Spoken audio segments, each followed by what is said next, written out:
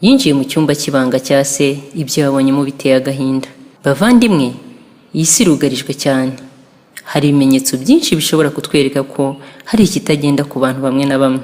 Ukaba wamenya ko umuntu ari umukozi w'Imana nyawe. Hari abantu bagirana amasezerano n'ikuzimu benshi. Reka duhere kuri uyu mugabo washatse umugore, bakabyarana ariko buri saa 3 z'ijoro umugore n'abana bakajya kubacumbikishiriza muri hoteli, kandi bitwa ko bafite inzu. Imyaka myinshi uko ikomeza guhita yabacumbikishirizaga muri hoteli, bagataha mu gitondo buri gihe. Ariko icyo gikorwa cyababazaga umwana we w'imfura cyane. None hakibaza ati, bishoboka bite? Niki kitagenda mu rugo? Kuki papa ahora ducumbikishiriza kandi turi abana be? Kuki buri gihe tujyana muri hoteli? Turabirambiye ibi pe. Ubwo umwana ahitamo kujya kubaza umwe mu bodyguard base. Uwo niwe watugejejeho ubu buhamya. Aramubaza ati, ni kuki tutarara hano mu rugo? Nijoro tugahatirizwa kujya kurara muri hoteli. Uwo mwana w'imfura, uwo murinzi amubwira ko sakora ubukonikoni buhambaye. Amubwira ko ari we wenyine uzibanga rya se. Amubwira ko yamufasha kubona icyo sahishe ari uko amuhaye $200, maze akamufungurira urupangu guhera saa 3, noneho akazinjira akajya kureba. Uwo mwana yarikokoye arashakisha ayo mafaranga byihuse, yishyura uwo muzamu.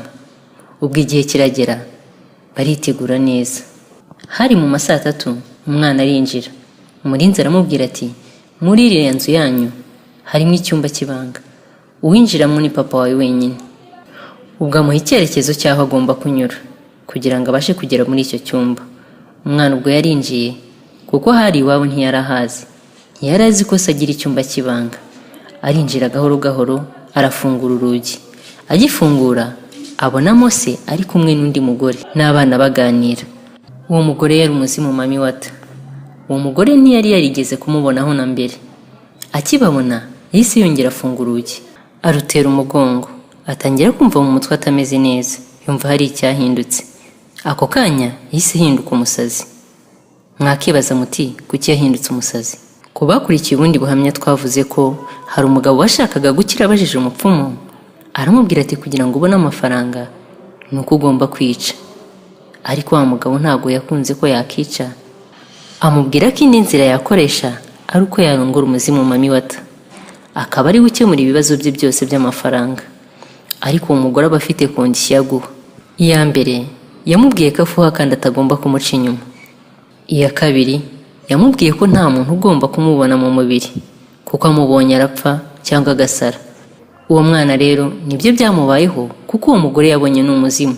Hari abazimu bakomeye cyane ku buryo kumubona bisaba kuba witeguye cyangwa ukagira ingaruka. Uwo bagiranye amasezerano niwe wenyine uba ugomba kumubona, ubundi yigaragariza abandi iyo abishatse. Uwo mwana rero yarebye ibyo atagombaga kureba.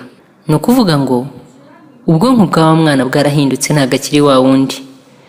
Uwo mu bodyguard nanone yatubwiye ko atari uwo mwana mu by'ukuri wihaye imbaraga zo kugira ngo arebe uwo Mami Wata, ahubwo imbaraga za Mami Wata nizo zamukuriye kugira ngo azaho maze amugire umusazi. Bene data, amasezerano yose ugiranye na Satani, jya umenya ko atari wowe wenyine ubyungukiramo, ahubwo ni Satani. Aragusaba nawe akaguha. Iyo agusabye, ashaka kugusaba umwana wawe, ashaka kugusaba umuntu ukunda, cyangwa akagusaba ababyeyi bawe, ukabagira ibitambo by'amasezerano yawe na Satani.